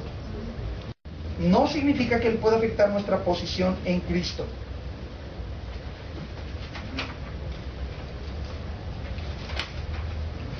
Y vamos a desglosar en la letra C que tienen allí en el punto 4, allá abajo. Se estudia un poquito más a detalle. ¿Okay? Aquí lo que queremos ver es solamente aclarar esta idea de algunos hermanos de que bueno, sí hay demonios, pero a nosotros no nos hacen nada, no tienen nada que ver con nosotros. Están allá, ¿verdad? Con los inconversos en el mundo, el diablo anda por allá en Garibaldi, ¿verdad? No acá, ¿verdad? Anda en otros lados, y esa es la idea que mucha gente tiene. Bueno, sabemos que no, porque el enemigo está atacando al cristiano, y la Biblia habla claramente sobre eso, ¿de acuerdo? Ese punto, hermano, que tienen en el paréntesis de Juan 10:27 es muy importante. Solo basta decir esto: tu posición en Cristo, como hablamos hace un rato, está asegurada por Él, como ves aquí. Nadie te va a poder arrebatar de la mano del Padre, tú estás seguro en Él, ¿de acuerdo? Pero eso no significa que el enemigo no tenga formas de atacarte o tentarte, como se decía hace un ratito, para buscar impedirte en vivir en la victoria que Dios te ha dado. Pero cambiar tu posición en Cristo no, ¿ok? Tú vas a seguir estando en Cristo, siempre y cuando tú creas en Él, estás en Cristo. Pero eso no significa que vivas en victoria. Entonces lo que queremos es enseñar al cristiano que ya está en Cristo cómo vivir en victoria. Y aprendimos entonces que el enemigo lo que hace es tratar de impedir esa victoria, no sacarte de acá, porque nadie puede arrebatar de la mano del Padre donde estás tú. La ilustración que hacemos es como si tú, ahora que estás en Cristo, hubieras entrado a la familia de Dios y estás detrás de una cerca, ¿ok? Y el enemigo no se puede meter, y no te puede secuestrar y sacarte de la familia, pero sí se puede parar aquí en la orilla a decirte cosas. Eso sí puede hacer, ¿ok? Se me ocurre ahorita, el fútbol mexicano, no sé cuánto les gusta, pero hay una regla en una de las posiciones en las que tú no puedes tocar al pasador después de ciertas yardas, ¿ok? Y entonces, cuando jugábamos en esa posición, el entrenador pues nos enseñaba la regla: no lo puedes tocar. O sea, sale al primer yarda, le das una checadita, ¿verdad? Un empujoncín y lo dejas. Pero no está prohibido decirle cosas. Entonces, si usted me agarra la onda, como está el asunto, a la hora de estar jugando, especialmente la defensiva, ¿verdad? Tú le podías decir al jugador todo tipo de cosas. Todo tipo de cosas. Siempre y cuando lo tocaras. Exacto. Y eso causaba efectos muy interesantes. Muy interesantes, ¿no? Desde las cosas más ridículas que te ocurran, en la línea igual, están los jugadores ahí, y no se pueden tocar hasta que no salga la jugada, pero se pueden decir todo tipo de cosas. Es exactamente lo mismo aquí. Entonces, imagínate tú al enemigo, no se puede meter, ¿verdad?, a jalarte, pero te puede decir todo tipo de cosas. Y tú piensa el efecto que pudieran tener si tú las crees. No te puede tocar, ¿verdad? Sí, excepto que tú le des terreno, engañarte para que le abran la puerta, o un dulcecito para que te acerques al cerco y saques la mano, una idea así, ¿no? Esa es la forma en cómo él trabaja. Ahora, letra D más. Los demonios tienen que ver con el pecado horrendo, o con un comportamiento extremo o anormal, como correr de aquí a Xochimilco, como decía mi hermana, ¿verdad? O la persona que de un salto se sube a la mesa. Les platiqué de el pastor Jeff, cuando fue a África, nos platicaba que estaban en una campaña cruzada enorme, y había unas lonas de estas en las que se pone un tubo en el centro, como de circo, ¿verdad? Prácticamente, hay un tubo en el centro. Y que a la hora de estar en la reunión empezó a una persona que tenía demonios dentro, empezó a subir este poste, a escalar como serpiente el poste, pero con los pies hacia arriba. y la cabeza hacia abajo. Y empezó a enroscarse en el poste y a subirlo. Ahora, cualquiera de ustedes que ha intentado subir hasta así normal un poste sabe lo difícil que es eso. Entonces, ese es un comportamiento anormal, extremo, ¿verdad? Situaciones así. Sabemos de personas que han asesinado a su familia diciendo que el diablo les dijo, ¿verdad? Y pum, les dispararon a todos. Son comportamientos horribles, pecados horribles, ¿verdad? Pero a veces pensamos que el demonio, los demonios, o el diablo y sus demonios solo están relacionados con ese tipo de conductas. Vean la explicación que tenemos. Si tomamos la decisión de decidir nosotros, escriba eso, de decidir nosotros, en dónde trabaja y en dónde no trabaja el diablo, en lugar de que la palabra y el Espíritu Santo, palabra y luego y el Espíritu Santo nos lo indiquen, eso nos hará víctimas fáciles de los engaños del diablo. O sea, ¿quién soy yo para decir que eso solamente lo hacen los demonios y esto no? No sé si me explico. O sea, ¿quién soy yo? Si yo no tomo la Biblia y el Espíritu de Dios para definir la verdad, ya perdimos en gran parte la batalla. Porque vamos a aprender que la clave está en la raíz o de donde nosotros tomamos la verdad para las cosas que pensamos. Vean, por ejemplo, la explicación que viene ahí. Creer que solo está en los ritos satánicos, brujerías o con los asesinos es ignorar las escrituras que nos indican que el mismo Satanás se disfraza como ángel de luz. Entonces, vamos a suponer que el ejemplo que nos platica nuestra hermana, ¿verdad?, de una persona que se sienta 3 días a estudiar la Biblia, no tuviese un problema mental, orgánico. Yo no tendría problemas en pensar que eso pudiera ser un demonio. Hay gente que ha trabajado con este tipo de cosas y he encontrado demonios que se llaman Jesús, demonios que se llaman Cristo, demonios que se llaman Abraham, Moisés y habitan en la persona. Y le hacen creer a la persona que en realidad es Moisés y le viene a enseñar la palabra. Y entonces la persona lo deja entrar. O sea, no todo es cuernos, ¿verdad?, caras feas y todo eso. Tu Biblia en 2 Corintios 11, cuando está hablando de los falsos maestros, nos explica, observa 2 Corintios 11, verso 14, chécalo. Dice ahí, desde el 13, perdón, porque estos son falsos apóstoles. Hay falsos apóstoles, obreros fraudulentos. Y lo peligroso es esto, dice ahí, que se disfrazan como apóstoles de Cristo. Estoy leyendo 2 Corintios 11, 13. ¿Ya vio ese? Falsos apóstoles, obreros fraudulentos, y lo peligroso es que se disfrazan como apóstoles de Cristo. Y dice, no es maravilla porque el mismo Satanás se disfraza como ángel de luz. Así que no es extraño si también sus ministros, ¿ministros de quién? De Satanás, ¿verdad?, se disfrazan como ministros de justicia, cuyo fin, dice ahí, será conforme a sus obras, ¿verdad?, según nos dice el versículo. Entonces, este versículo nos indica que Satanás tiene todavía esta habilidad de disfrazarse, indicando que muy posiblemente no es ya como un ángel de luz, indicándonos que quizás cuando él peca, pierde esta cualidad que le daba a Dios, que es luz, y llega a ser todo tinieblas, ¿verdad? Llega a ser oscuridad de él en su persona. Y sin embargo, retiene esta habilidad de disfrazarse como ángel de luz. Así que si a él le place, hermano, se puede presentar como tal, como un ángel de luz, como algo que a nuestros ojos puede ser hermoso, atractivo. Ok, un detalle que quiero que ustedes piensen. Gran cantidad de las sectas falsas, tienen su origen en visiones de ángeles. Una gran cantidad de sectas falsas vio un ángel y que descendía un ángel y encuentros con seres celestiales. Y nacen sectas falsas de ahí. La primera que se me viene a la mente es la iglesia de los santos de los últimos días, los mormones. Su historia nos dice que su profeta fue al bosque a orar, descontento por las iglesias que había, y tuvo una visión de un ángel que se le presenta y le revela donde hay unas tablas con la historia del evangelio de Jesucristo llegando a América y unos lentes para leer esas tablas. Un ángel, visiones de ángeles. Los testigos de Jehová, semejante con el señor Rousseff. Adventistas del séptimo día, semejante con la profetisa que inicia los libros. Visiones, visiones.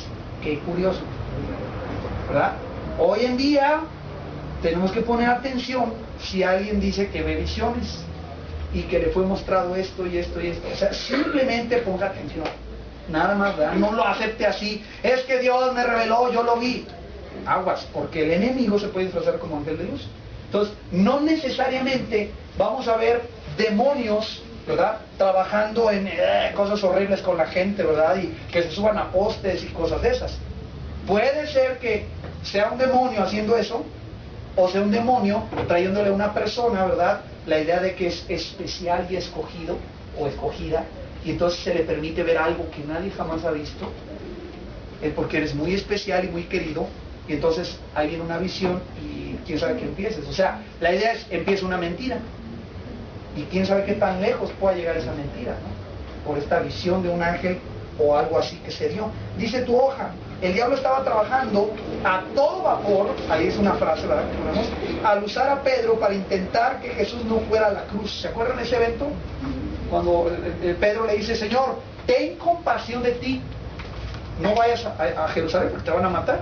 Y el Señor se voltea y dice, vete de mí, Satanás, ¿verdad? Le llama, porque no pones la mira en las cosas de Dios, en el cielo, sino en las cosas de la tierra.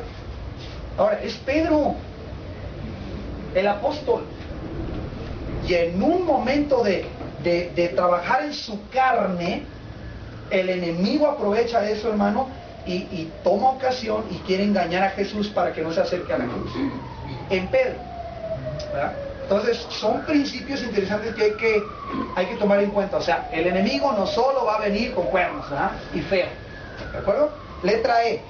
Para ser libre, esta es otra cosa muy creída hoy, para ser libre de las ataduras del enemigo se necesita mucho poder.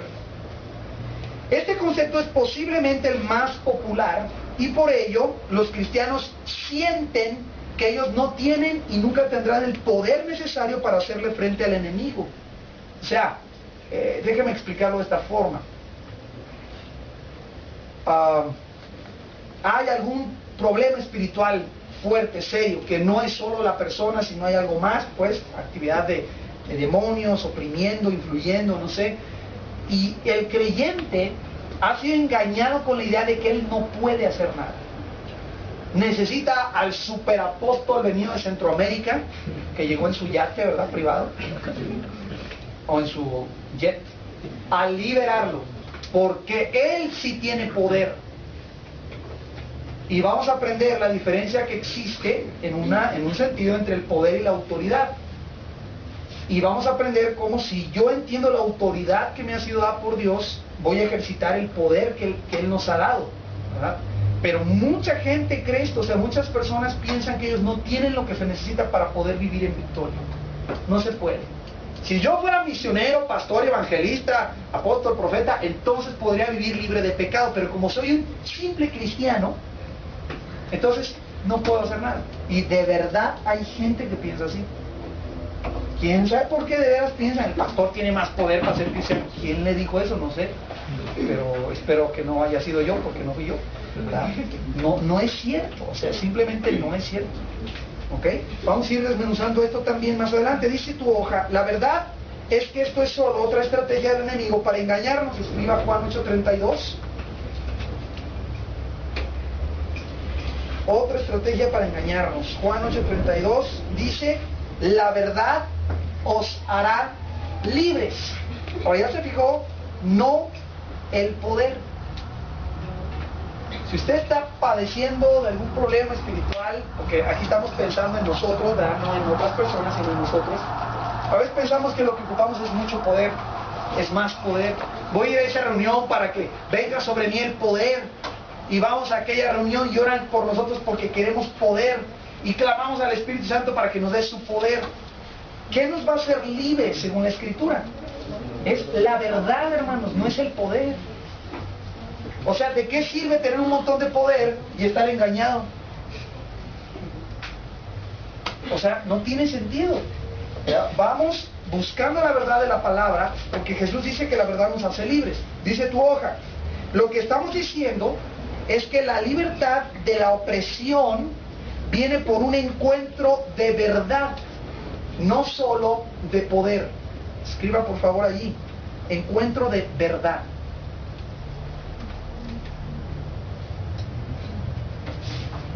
Y aquí ahorita le voy a explicar cómo trabajamos. Solo por este hecho trabajamos distinto. Dice, es cuando desenmascaramos al enemigo a través de la verdad de la palabra de Dios que él pierde su efecto. Dice, ampliaremos este punto más adelante. Mira, antes, déjame explicarlo de esta forma, a ver si ayuda un poquito, ¿no? Está el individuo ahí, ¿no? Una persona que de alguna forma identificamos que tiene un problema de tipo espiritual un poquito más allá que solo la influencia. Déjame ponerte aquí. Hay influencia, opresión, demonización y posesión. Si no es necesario que los anotes, a lo mejor solo te explico. Esto que tenemos aquí es una forma de darle nombre a los grados en los que trabajan los demonios sobre las personas. ¿Ah? La influencia, cuando hablamos de influencia demoníaca, estamos hablando de lo que mencionamos hace un rato, de que nosotros vivimos en un mundo espiritual. Y este mundo espiritual es influido por Dios y su Espíritu Santo y por demonios. Es externa. Y todos los seres humanos, cristianos, no cristianos, todo el mundo estamos expuestos a la influencia demoníaca porque vivimos en esta tierra. ¿Ok? Todos.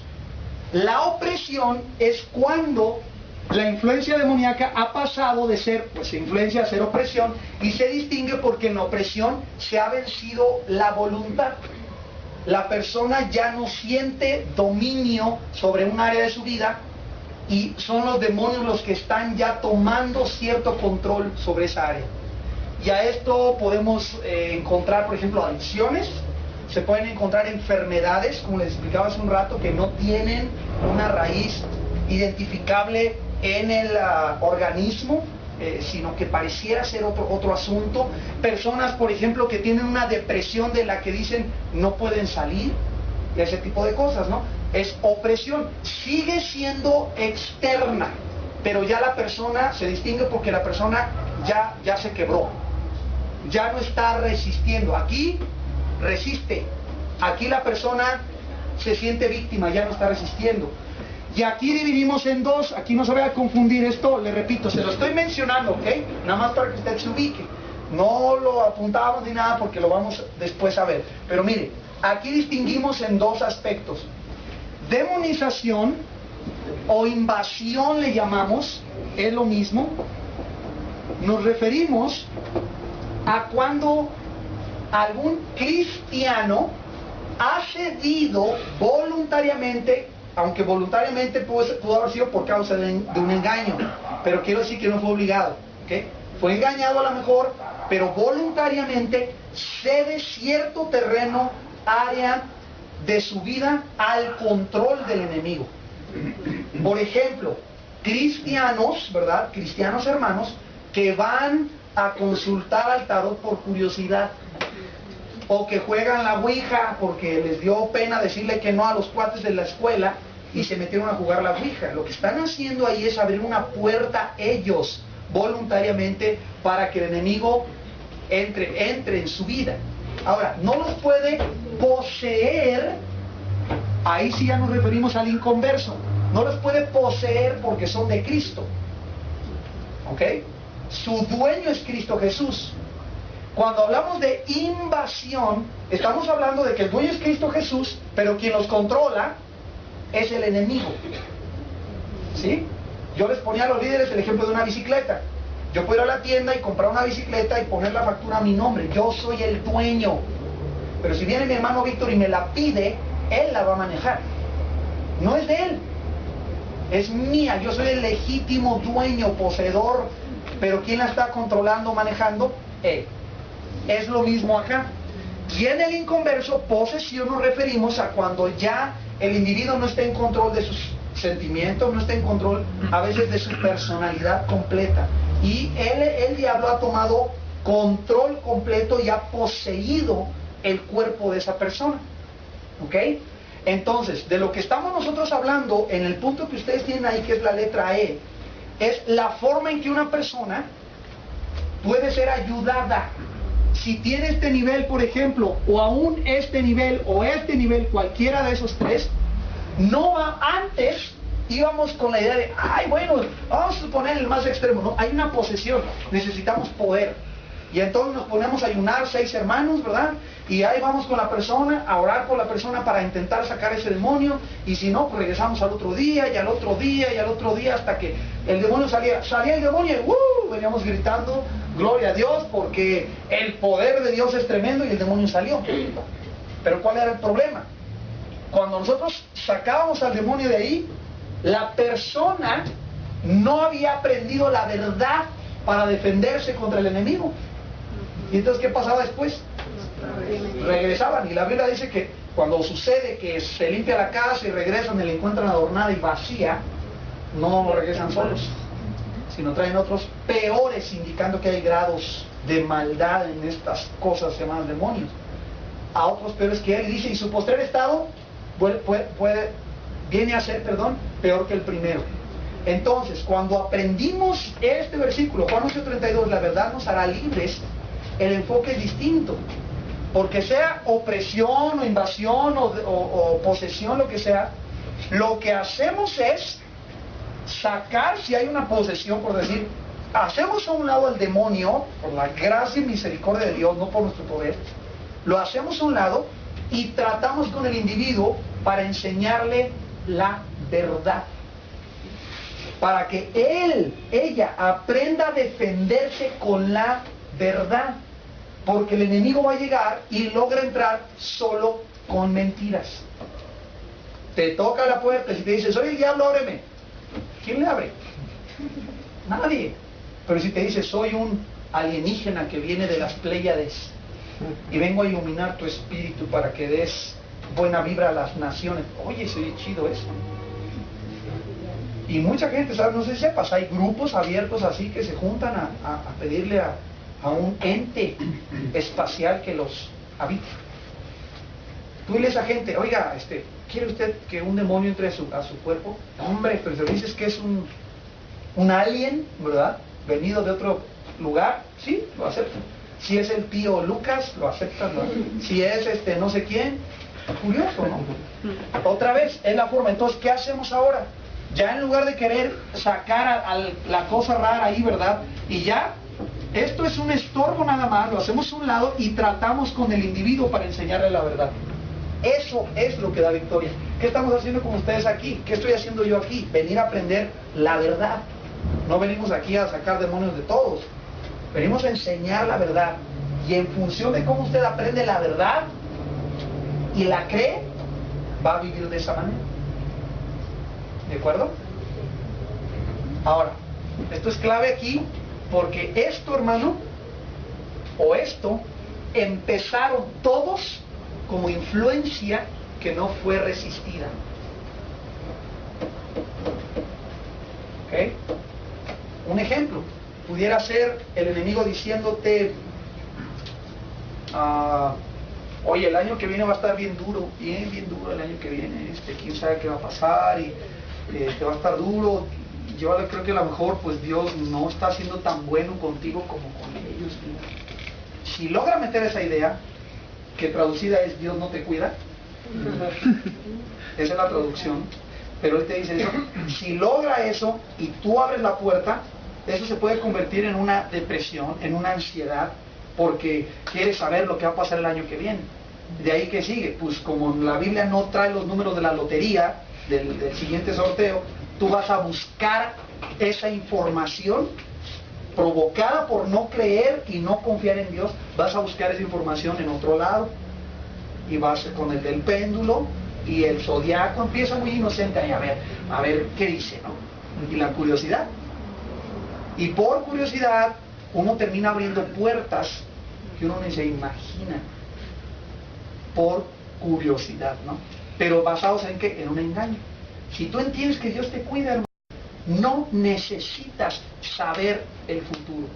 Punto. Dios lo tiene. Él es mi Dios y Él es dueño del futuro y mi vida está en sus manos. Pase lo que pase, yo soy Él.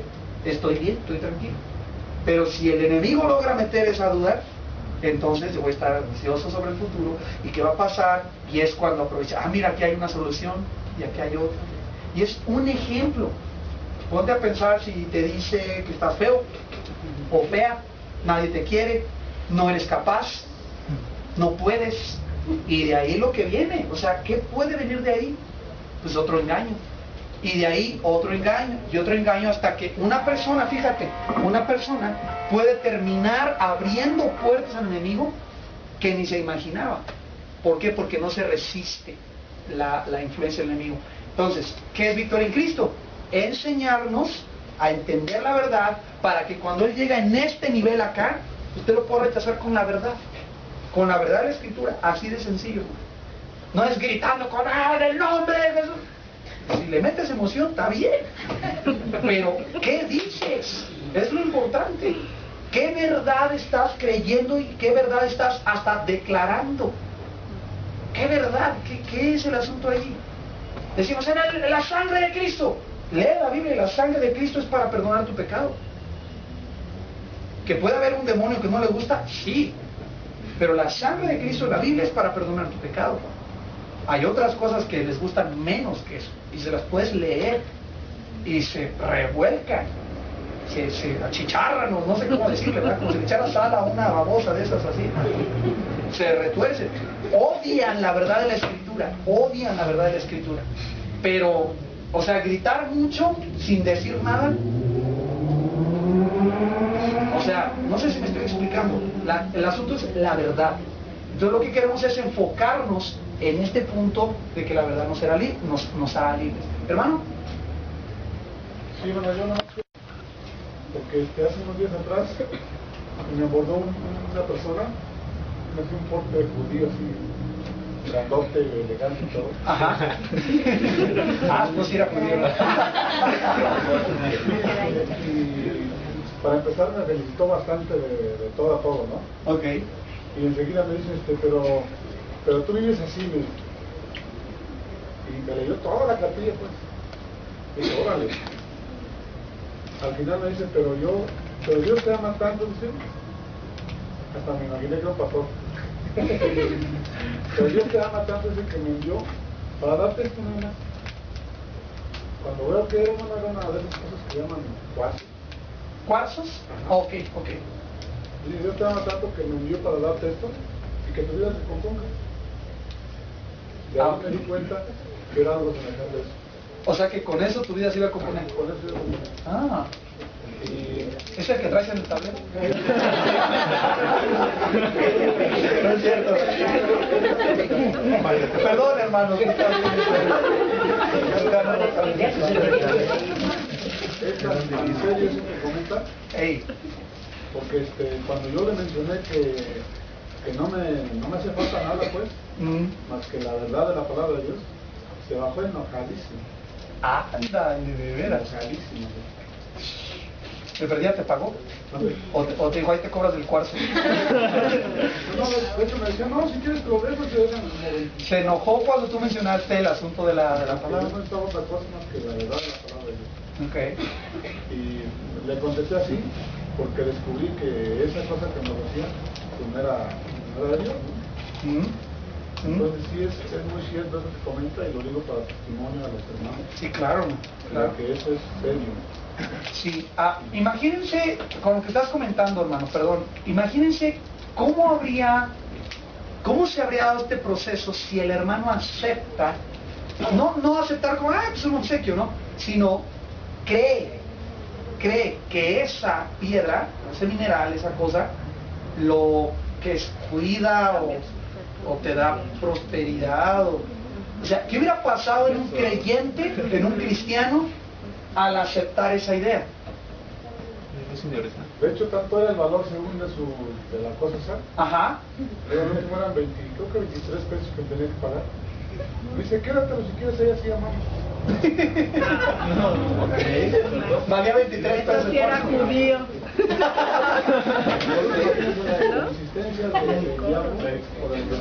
Fíjate nada más. Trabajando para destruir, ¿no? Ya, sí. Sí, o sea, y de verdad piensen en ese ejemplo. A ver, piensen, si hubieran llegado contigo, dice, no, mira, que tú estás mal, o sea, pero mira, pon este arrocito en agua, échale una rosa, agítalo 7 veces y baila y lo crees. O sea, aquí está la cosa. Cuando tú crees esas cosas, abres la puerta. Porque estás creyendo una mentira. Y al creer una mentira niegas una verdad de la palabra. ¿Qué sigue? Aquí la clave es eso. ¿Qué sigue? ¿Qué seguirá? O sea, ¿qué seguirá después? Es bien curioso porque dicen, ay, no pasa nada. Pues, a ver, ¿no? A ver qué pasa. Y echas tu arrocito ahí, le das vuelta, echas el cuarzo de Miguel ahí. Y vamos a suponer que llega alguien que te debía 5,000 pesos hace 20 años y te los paga. Como luego suelen haber coincidencias, o el enemigo tiene a su chamuco allá poseído y viene y te paga. ¿Qué causa eso? Que tú funciona ya. O sea, ahí ya tronaste porque estás cambiando el lugar de donde tomas tus pensamientos. La Biblia dice no, y aquí, sí, es que sí funcionó. ¿Por qué creen que la gente camina cientos de kilómetros a ver al Señor de no sé qué o al Cristo negro? Porque les hizo un milagro, o sea, les hizo este milagro. Y en eso fundamentan todo. O sea, es fe, y ya dijimos, es una fe muy grande, pero mal puesta, mal ubicada, ¿verdad? En un lugar incorrecto. Entonces, ese ejemplo que está mencionando el hermano llega en muchas formas. Muchas formas. Y esa es una, déjeme decirlo así, esa es una muy obvia. Muy obvia. Él no trabaja normalmente así. Él es muy astuto, hermano. Y trabaja con pensamientos. Esos son extremos, muy claros, donde se desespera y se destapa, ¿no? Casi es como si te dijeran a ti una señora, ¿verdad? No se ha ido en la calle y hay una señora con aretes y joven le leo la mano y... ¿Quién de ustedes se acerca y dice, a ver si es cierto, señora, ¿verdad? No haces eso porque sabes que está mal. Pero hermano, o sea, ese es el punto aquí. El enemigo donde está trabajando es ahorita allí en tu silla. El domingo cuando tú estás en la iglesia oyendo la predicación, ahí está el enemigo con ideas. ¿Será? Él dice eso porque esto y lo otro y aquello. Y, no, eso es para él, no para mí. Eso, hermano, eso es la influencia. Es el enemigo aventando, a ver cuál chicle pega. ¿Verdad? ¿Sí? Bueno, recuerda que este domingo que veníamos mi mamá y yo, así ya, pues vamos a ir a la un poquito más temprano, ¿no? Nos tocó un taxista típico. Bueno, como Miguel. Perdón, hermano, ya te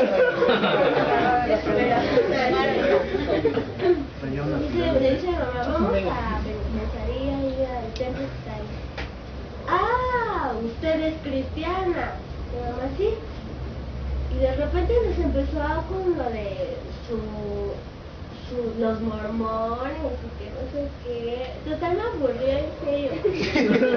Así, ya de que estaba tan chueco que decía, no, es que ¿sabías tú que Jesús tuvo una esposa? Yo, no. Y me dice, sí, era Magdalena. Pero no es la que aparece en la Biblia, porque pues en la Biblia solo lo esconden. Y yo me quedé así. Y dice, ¿tú conoces a Martín Lutero? Yo, sí. ¿Sabes que hizo esto y esto? Sí. Me dice, ¿pero tú con el fin de qué? Yo, a ver, dígame. Y dice, no, de esto y de esto y de esto. O sea, su fin era confundirnos. Ok. Y entonces yo me quedé así, de pobrecito. Y me dijo, pero quién sabe para qué habrá venido Jesús aquí. Y me empecé a reír, no, me quedé así, pobrecito. Me dice, yo estaba me platicó de varias religiones. Me dice, ¿sabes cuántas religiones hay aquí? No, 6. Y yo, 6. sí, eso me dijo, que Ok. 6. Me dice, de ahí afuera las demás son etnias. ¿Son qué? Etnias. Así me dijo. Y yo me quedé así como me dice, bueno. Gracias. Y de repente me dijo que por qué nos interesaba tanto. Y mi mamá le dijo, nuestro fin fue cómo Dios cambió nuestra vida, cómo Dios obró en nosotros. Y me dijo, Pero sigues diciéndonos, o sea, confundirnos de todo. O sea, trae una ensalada ahí. pero nos dijo, el fin del pastor es que ustedes den dinero. Espera, y yo me quedé así. Y me empecé a reír porque me acordé. Dije, ¿cómo si la lona está así?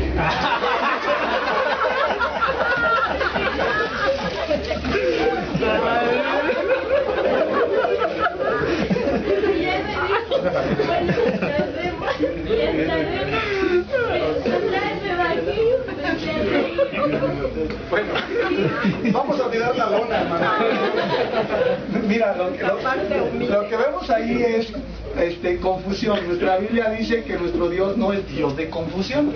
O sea, para empezar, si entre nosotros hubiera confusión, es entre nosotros, no es Dios el que está confundido, ¿no? Ni Él causa confusión, excepto en casos donde seamos sus enemigos. Ahí sí nos permite confundirnos en nuestros propios razonamientos como parte de un juicio, pero no es algo que Él causa. Entonces, ese es otro ejemplo de cómo puede ir Él trabajando, ¿no? Aquí me interesaría que ustedes empezaran a ver, o sea, si esa es la idea, ¿cómo trabajará? Aquí vemos 2 ejemplos, seguro cada quien podría comentarnos muchos otros de cómo ya te estás dando cuenta, con dinero, con un trabajo, con una amistad, puede ser, con una preguntita que te avientan por ahí, como el asunto de Magdalena y el código da Vinci y esto que lo otro, y la verdad, a veces lo que buscan es causar duda, que es como trabaja el enemigo, o sea, causar duda. Por eso Victoria en Cristo se fundamenta en poner, ¿cómo se dice?, cimientos, raíces sólidas al creyente para que viva en base a eso. Y en lugar de enseñar todas las mentiras, mejor enseñamos la verdad para que tú identifiques las mentiras solas cuando lleguen, ¿verdad? Cuando entrenan a las personas que identifican billetes falsos, por años, no los dejan ver billetes falsos, les prohíben ver billetes falsos. Años y años estudiando el verdadero. Y eso es todo lo que necesitan. Cuando llega uno falso, lo identifican así. No necesitan ver los falsos. Todo lo que necesitan hacer es estudiar el verdadero. Y con el verdadero identifican los falsos. Es lo mismo aquí. Por eso no nos vamos a meter. A ver, ¿y qué estudian los espiritistas? ¿Y qué estudian los mormones? ¿Y qué estudian los que hablan de los muertos y los de la muerte? No, o sea, todo ese tipo de cosas raras, ¿no? Mejor estudiamos la escritura y de ahí partimos a ver lo demás. Déjenme avanzar, hermanos, ahí a la última parte. Dice ahí, es cuando desenmascaramos al enemigo a través de la verdad de la palabra que él pierde su efecto. O sea, la clave aquí es como descubrirlo, haz de cuenta. Desenmascararlo. Porque es la forma en que te vas a dar cuenta quién es, e identificando quién es, lo vas a resistir en tu vida.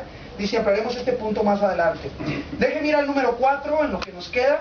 La influencia demoníaca en los santos, que es lo que les explicaba, que vamos a ver un poquito más en detalle. Dice así, una de las preguntas más comunes entre los creyentes es si un hijo de Dios puede ser atacado, influenciado, molestado, poseído, engañado, herido, etcétera, por el diablo y sus demonios.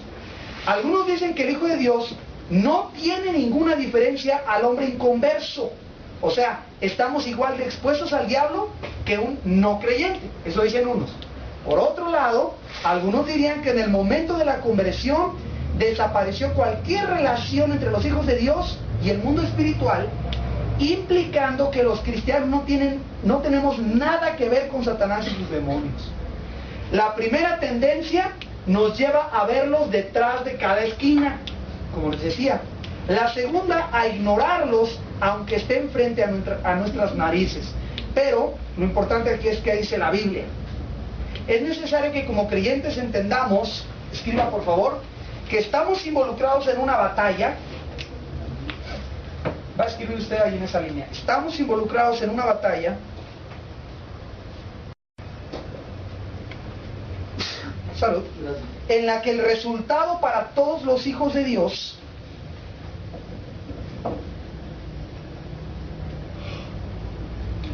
en una batalla en la que el resultado para todos los hijos de Dios ya ha sido determinado.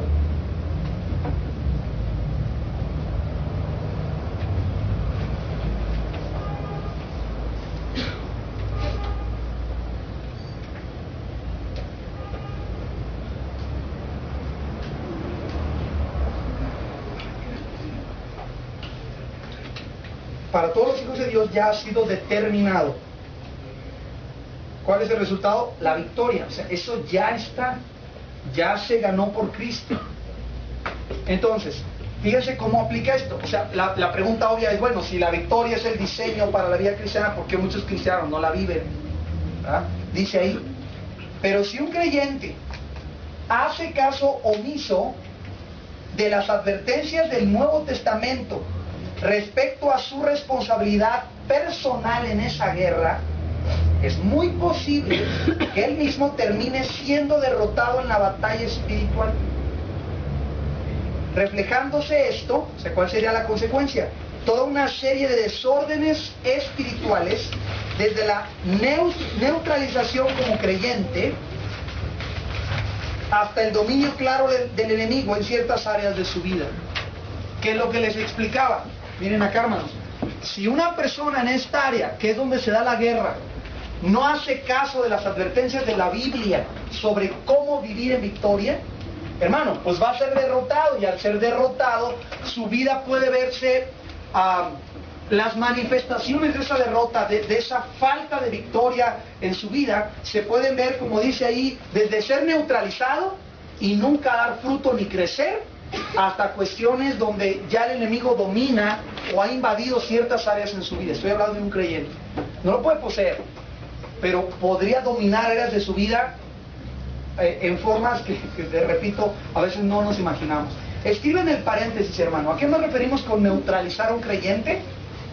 Un cristiano que nunca crece y nunca da fruto.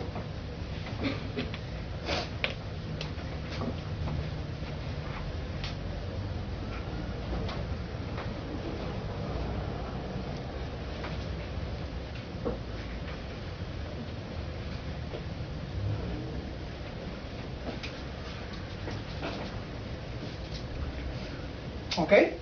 Un cristiano que nunca crece y nunca da fruto. Entonces, cuando un creyente no toma la victoria en su vida, ¿cómo decirles? Lo más tranquilo que le puede pasar es que se estanca en su vida espiritual. Y eso implica que nunca da fruto. Y ahí está en la iglesia, sin crecer, con el mismo carácter que hace 5 años, causando los mismos problemas en su iglesia, sin crecer. Y la Biblia nos habla que esas personas funcionan como piedra de tropiezo para otros y nada más dan problemas. Eso es al cristiano que, entre comillotas muy grandes, le va bien cuando es derrotado en la vida espiritual.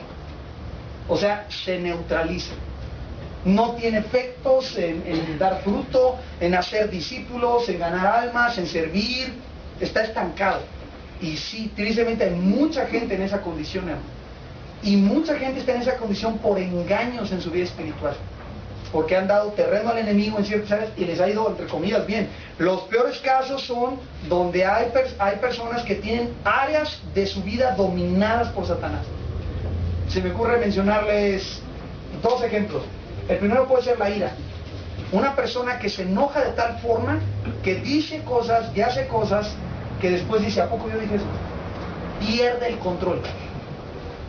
Perdió el control y dijo cosas que hirió gente y hizo cosas, golpeó, trae los nudillos todos hechos pedazos porque le pegó a la puerta, no tiene control.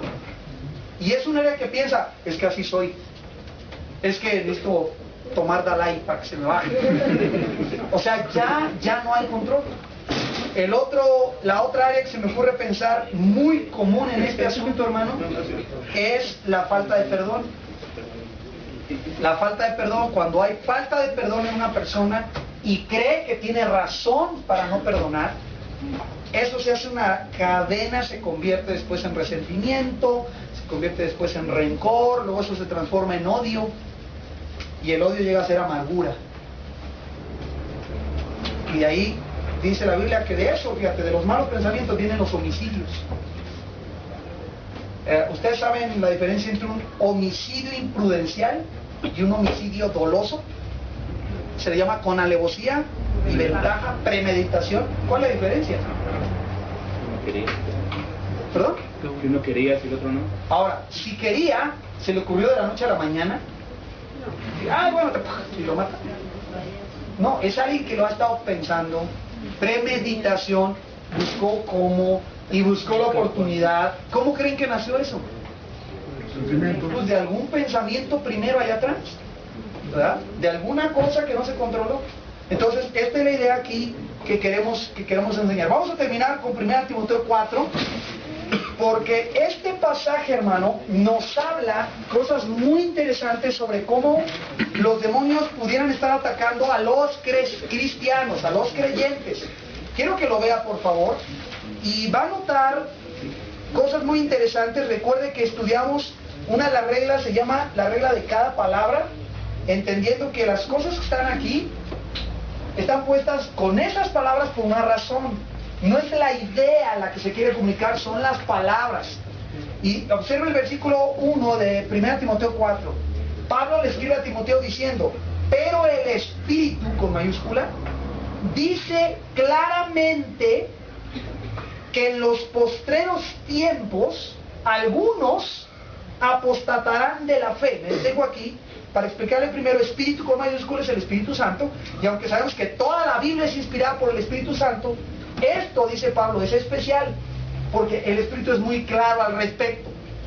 El Espíritu dice claramente que en los postreros tiempos significa los últimos tiempos, y por la Escritura sabemos que estamos viviendo en ellos, se caracterizarán por lo siguiente, que algunos apostatarán de la fe. ¿Sabe qué es apostatar?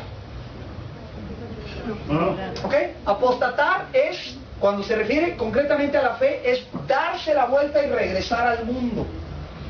Cuando yo me convierto, es que iba caminando al mundo y me convierto, es porque me arrepiento y voy hacia Cristo. Apostatar es abandonar a Cristo y regresar. Eso es apostatar. ¿Ok? Abandonar, caer, tropezar, regresar, negar al Señor. Obviamente, para que alguien apostate de la fe, pues necesita haber estado primero en la fe. Un incrédulo no puede apostatar, porque ya está fuera de la fe. ¿Okay? Ya es incrédulo. El apóstata es aquel que tenía fe y deja de tenerla. El que adoraba a Cristo y después lo niega o pisotea al Hijo de Dios, dice Hebreos. Que considera la sangre de Cristo preciosa y después, dice Hebreos, la tiene por inmunda. O sea, no es alguien que deje ir a la iglesia, es alguien que niega la fe, niega al Señor cuando hubo creído. ¿Ok? Entonces dice la Biblia que en los últimos tiempos va a haber apóstatas. ¿Cómo van a llegar a hacer eso? ¿Qué dice el versículo? ¿Qué dice ahí tu texto, el verso 1? Escuchando a espíritus engañadores y a doctrinas de demonios. Fíjate, escuchando y doctrinas. No te habla eso de predicadores, no te habla eso de enseñanzas, son ideas, hermanos. No dice ahí apostatarán de la fe yéndose a la borrachera. Apostatarán de la fe, ¿verdad? Porque serán drogadictos. Qué curioso, o sea, estos apostatan de la fe escuchando a espíritus engañadores y a doctrinas de demonios. Entonces, lo interesante de esto, hermano, es que son dirigidas a los creyentes. Si los demonios usan doctrinas demoníacas Y los demonios hablan de forma que hay gente que los escucha. ¿Cómo te defiendes de eso?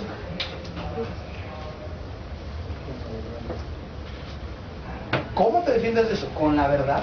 ¿Cómo puedes evitar que te engañen? Con la verdad.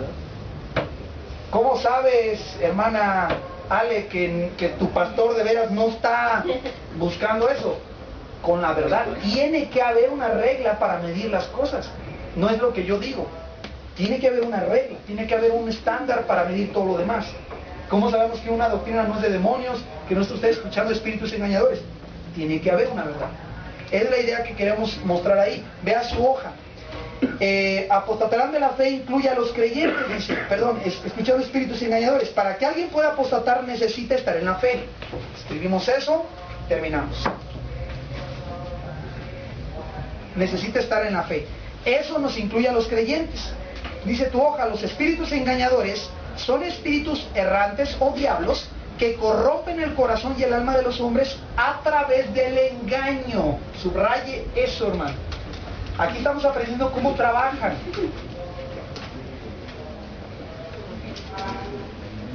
Entonces, le voy a pedir un favor, vaya ajustando su mente, en este caso a lo que decimos en la palabra, por lo que dice la Escritura. Si un demonio te va a atacar, fíjate bien, si un demonio te va a atacar y aprendiste este versículo, ¿cómo lo vas a esperar? Porque hay que aprender cómo esperarlo para saber defendernos. Antes dijimos que pensábamos solo en términos de poder. Entonces si yo le dijera, hermano, pensamos en términos de poder. Hermano, tuve un ataque de un demonio. ¿Qué nos imaginamos? ¿Qué se nos viene a la mente cuando pensamos en poder? Y un demonio así, guerra, ¿no? ¿Qué te imaginas? Pues un conflicto que hasta es físico, ¿no? En el que tienes que orar para que la ventana se deje estar abriendo y mueves cosas y un monstruo, cosas raras ahí, ¿no? Porque es poder. Hermano, no va aquí en este asunto. Ellos no trabajan aquí porque fueron despojados de su poder. Tienen cierto poder, porque son seres espirituales. Tienen acceso a hacer cosas. Pero el poder que a veces les atribuimos no lo tienen. Lo que en realidad tienen ellos, hermanos, es una lengua muy larga.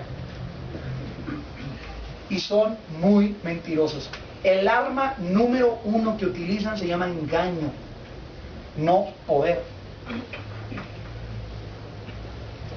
¿Sí?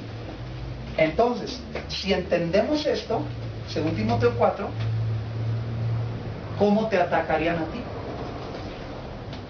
Si este es el asunto. ¿Cómo te van a atacar? Pues con mentiras. Obviamente, lanzándote mentiras. Entonces, en lugar de estarte cuidando, ¿verdad? De la oscuridad. Uy, es que me da miedo la oscuridad. ¿Qué? O sea, ¿qué hay ahí que no hay en la luz? O los diablos están esperando. No, es que está prendida la luz, no podemos entrar. Y cuando la apagas, ¡oh! ¿O sí? No, para nada.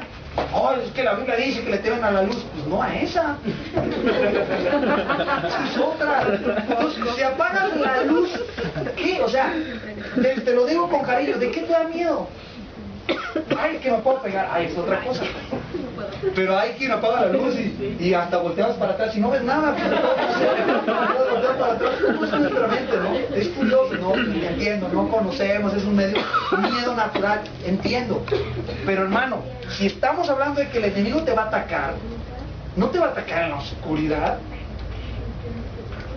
Eso ya refleja otra cosa, refleja un engaño, de hecho. Si él te va a atacar con mentiras.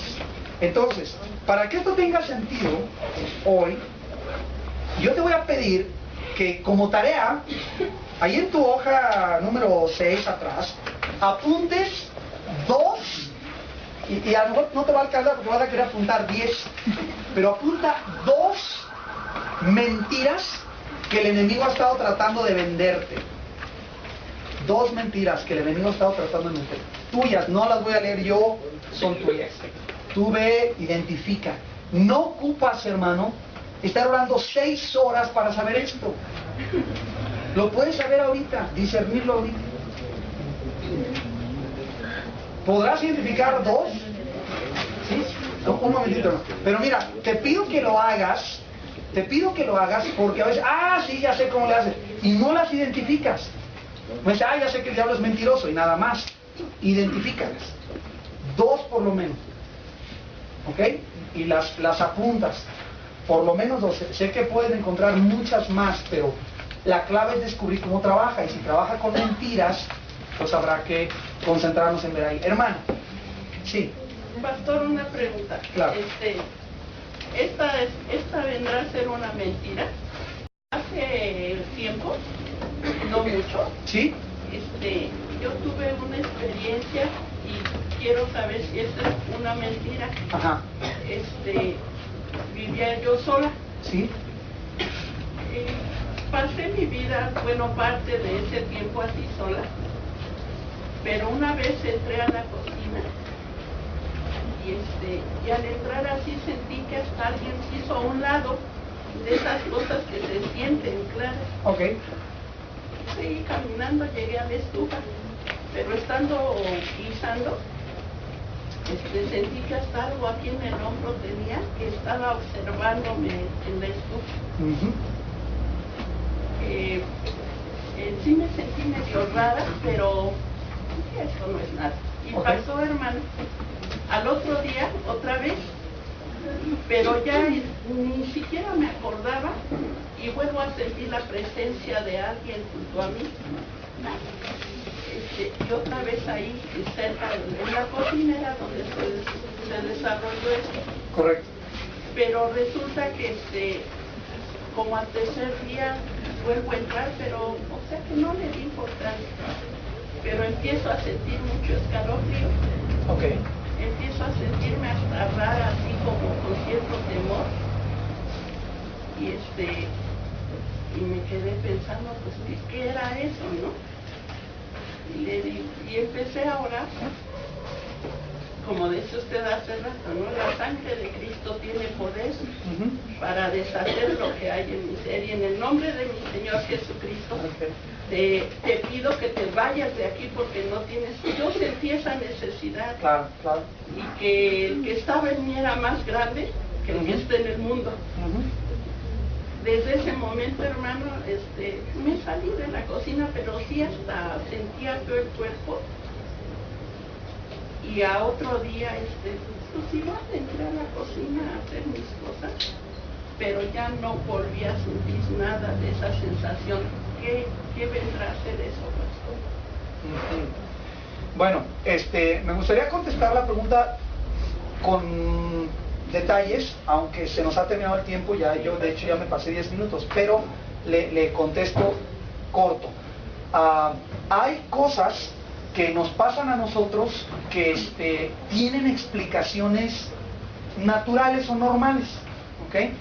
Una clave para esa cuestión es de que nuestros sentidos, como usted comenta, usted dijo algo bien interesante, las cosas que se sienten claramente, es en un sentido muy subjetivo, porque nuestros sentidos pueden ser engañados.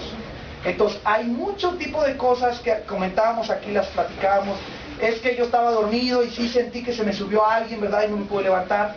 O esas cosas, sentí que me estaban viendo, me tocaron, oí una voz. Todo ese tipo de cosas las vamos a platicar, porque muchas de ellas entran dentro de una cajita que es una explicación natural, sensorial, o sea, sentí. Y sentir es muy subjetivo, porque yo me subo a la rueda de la fortuna y siento cosas. Me hacen aquí, cuando usted está viendo un programa de arañas, muchas arañas y arañas y arañas, y le hacen aquí con una ramita, y usted siente que es una araña, ¿no? Entonces son nuestros sentidos que Dios nos ha dado, los sentimientos, toda una serie de cosas. Entonces lo que hacemos es entender que muchas de esas cosas tienen explicaciones de esa forma, pero hay algunas que salen de esa explicación natural, y ahí es donde tenemos que discernir, ¿es Dios o no es Dios? ¿Verdad? ¿Existen esas? Sí existen, por supuesto que sí, pero no todas las que nosotros percibimos de esa forma entran en ese renglón, ¿verdad? Entonces, como cristianos racionales que somos, como Dios nos ha dado nuestra mente, muchas de las cosas usted misma pudiera encontrarles una explicación. Otras, si decimos, ¿pudiera haber sido un demonio? Sí, pudo haber sido. Y usted hizo lo correcto, orar y ya. O sea, no pasa de ahí. En realidad no pasa de ahí. El problema es si a cualquier cosa que yo no entiendo le diese una explicación de ese tipo y les atribuyo a ellos un poder que no tienen. Por ejemplo, que nos asustan. O sea, sí nos da miedo, hermano. Si usted se encuentra algún día una experiencia que tiene que liberar, sacar demonios de una persona, esas cosas dan miedo. O sea, asustan, pero no tienen que hacernos dudar. Entonces el problema es que a muchos creyentes su susto o lo que les da miedo domina su vida. Por ejemplo, hay gente que ya no entraría a la cocina. Hay gente que en serio, hermana, esa experiencia que usted está diciendo, viven con temor. Es que en mi casa hay algo, pastor. Y es que la cocina, y es que estaba ahí, y el problema es el miedo que causó. Y el enemigo logra más con eso que lo que sea la realidad del poder que tiene. Usamos esta idea del perrito ese que ladra mucho y no te hace nada, pero ¿cómo ladra? Es esa idea, y que hace que te subas al banco ahí, ¿no? Estés arriba y no te hace nada. En realidad su boca no alcanzaría a hacerte nada, porque es un perrito chihuahueño de esos, pero es tan feroz, y así son ellos, así son, exactamente. Entonces, pero vamos a contar más en detalle eso. Bueno, gracias hermanos, esto